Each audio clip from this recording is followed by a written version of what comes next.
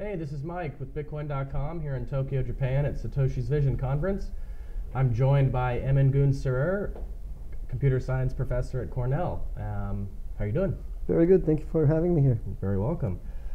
So as an academic and someone who's been in the sort of Bitcoin space for a while, I wanted to ask you, if I hadn't gone to China and eventually gotten into Bitcoin, I probably would have gone to graduate school. So I'm wondering, when I'm thinking about maybe I would have gotten into cryptocurrency, how I would have researched such a thing that is like ever moving, increasingly developing. Usually, correct me if I'm wrong, but research, I don't know if there's many other fields that are changing, like one day in Bitcoin is like 7 years in anything else. So how exactly do you allot resources, graduate students who, after they write this paper, it might not be relevant by the time it comes out. So how do you go about selecting sort of topics and focusing?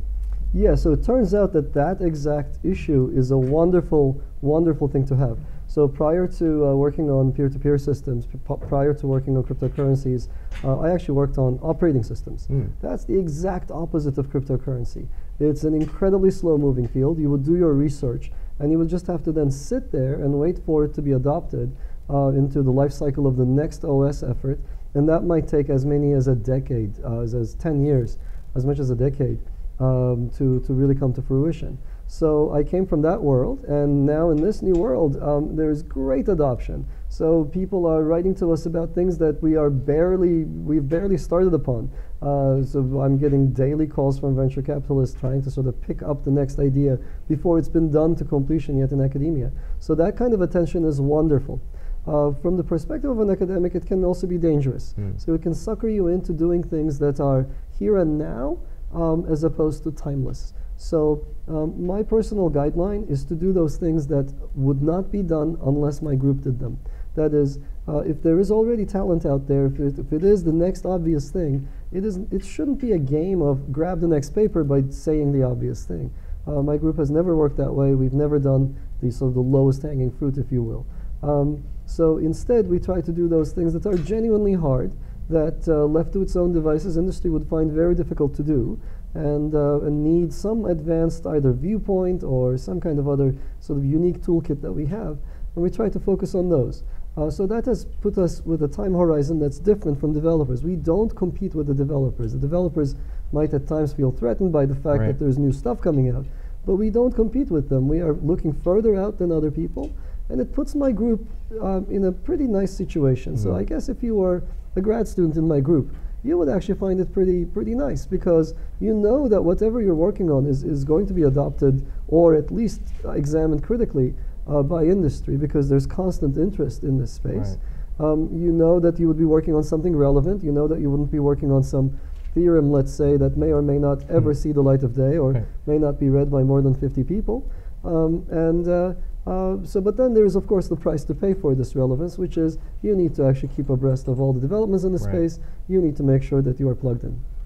Yeah, that leads me into sort of another question about, I mentioned you were a professor of computer science, which obviously has many different sort of fields and applications. What, for potential students out there, might be the difference between just what a regular, I don't mean to say regular like it's less or better, but just a because I feel like cryptocurrency involves a little bit of perhaps economics, perhaps applied technologies. What does a non-cryptographic master's or student look like compared to someone who's studying cryptography insofar as it's related to cryptocurrency? So this field is really, really exciting because it sits at the intersection of so many others. So it combines elements from hardcore systems building with economics, with game theory, with programming languages at times, and with a series of databases for sure, and often a bunch of elements from other components of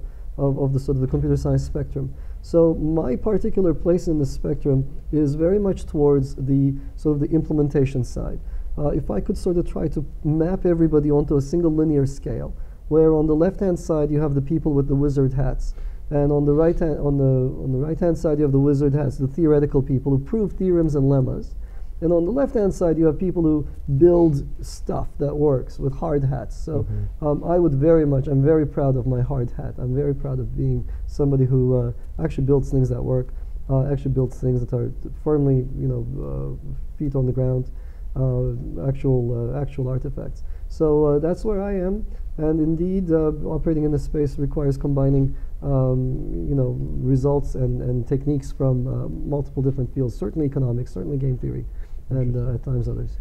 Would you, again, leading into the fact that it requires wearing multiple hats, maybe there's some prospective students out there, what sort of, what do you look for? Do you get a lot of applications of people who know exactly, like, I'm into Bitcoin or I'm into this or that, and I'm looking to do this? Or do you get people who are sort of, I want to learn more? Obviously, you want them to know what they're doing, but how do you go about selecting? What do you look for in a prospective graduate student? Okay, so that's a great question, and it really is. There are two different questions in there, but both of them have the same answer, which is so what do you look for is the clear question, or the flip side of that is, if you're excited about this space, what should you do to sort of enhance your case to really get steeped in it? So here is what I actually tell people. I get both kinds of students, but both people who know a lot about blockchains, as well as people who are sort of coming into it, who are excited about something they saw, but maybe don't know anything. My response to all of them is the same. What matters in this business is a strong foundation. So you need to understand how to write programs, for sure, basic programming. You need to understand systems principles. You need to understand techniques we use to build distributed systems. And at that point, it starts to get sufficiently technical enough that students might not have that, and it's okay. So you can actually start not knowing the fundamental results in distributed systems, and you'll pick it up along the way. But you must necessarily have a good background in algorithms, in programming, in systems building. So there is no single course of study. There is no strict regimen I would actually advise to anyone. And in fact, I would not even advise some kind of a coherent, very well planned, first do this, then do that kind of a plan. There's no syllabus to becoming a successful crypto student. Right. At that level, when you're trying to build a foundation, you should just jump at it. You should be dying to figure out more, and it doesn't really matter where you start and how sort of broad you are.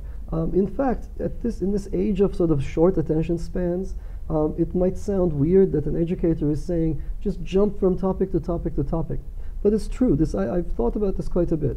The people who do a very narrow course of study, who try to be super organized, end up picking up knowledge that is incredibly narrow. And sort of esoteric, people I know this, but people go into great depth on number theory, for example, and that's fine. But at a level when you need to establish a strong foundation, foundations are strong to the extent that they're broad. And if you have the breadth, you're going to be fine. The depth you will get as you study at a master's or PhD level later on anyway. So you should just jump into it. You should read everything there is to read about maybe some aspects of number theory, but make sure you also read about building NoSQL databases. Completely different topic, but if you have those two poles covered, and maybe you understand a little bit about programming languages, you've read a little bit about Solidity, etc., you'll have enough of a broad base to learn anything else on top that you might need later. Very cool.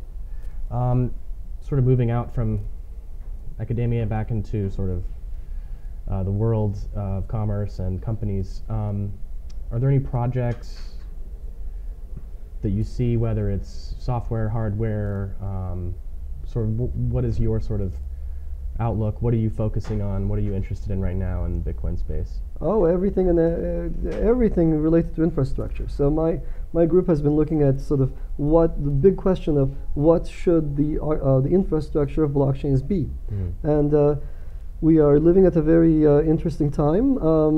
People are coming up with new consensus protocols daily. So one of my big pushes, and something that I keep an eye out for in other companies as well, is new consensus protocols. This coming year, not this particular year, but the year after, I suspect is going to be the year of proof-of-stake protocols. The ones that exist today are still incredibly complex, and even my field doesn't really exactly feel like they are justified well enough, that they are secure enough to really bet the farm on. But in about a year and a half or so, we're going to start to see POS really take shape.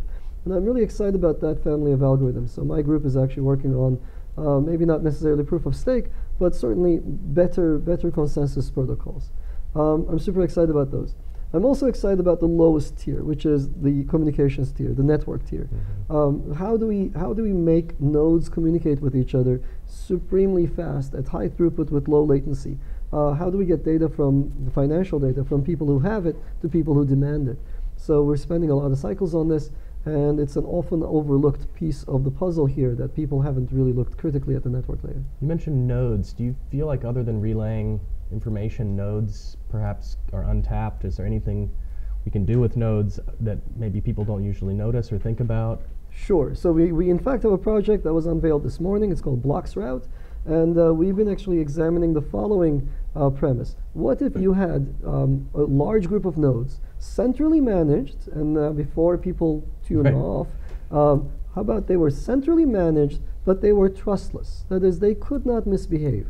What can you do then? And what kinds of advantages do you get? And how do you make that happen? How can I use your centrally managed nodes with the knowledge that it'll be very, very difficult for you to misbehave, but if you were to misbehave, then I can still shift and have other options?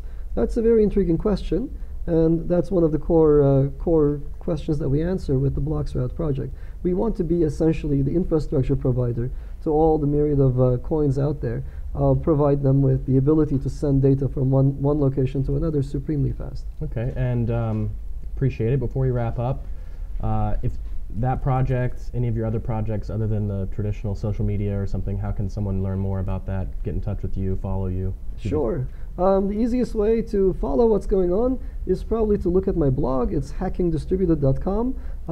There are also many guest bloggers over there, and it's usually research projects that are coming down the pipe. It's you'll get a glimpse of what is to come. Say 6 months to 30 months from now. So that's one way, and the other way, of course, is to follow me on Twitter, Elite Haxor, EL33TH4XOR. Yeah, I got that name. I'm pretty proud of it. So come on board. There is a lot of things to do. We need to reinvent the entire industry.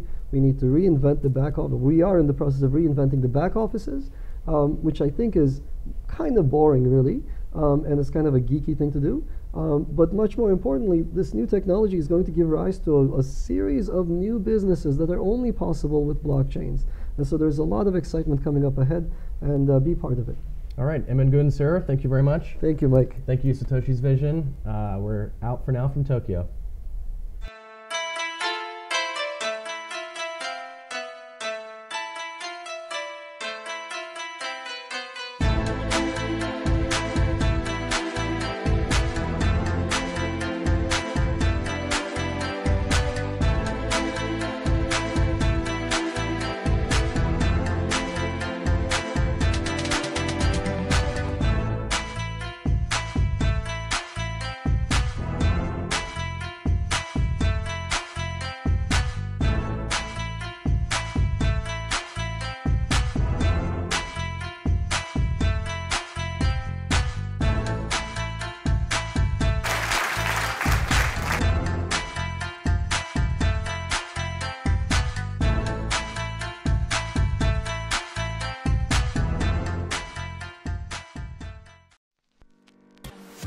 Carry your own bank with you with Bitcoin, where only you have access over your funds. Send any amount of money to anyone instantly, anywhere in the world without any restriction, for pennies with Bitcoin.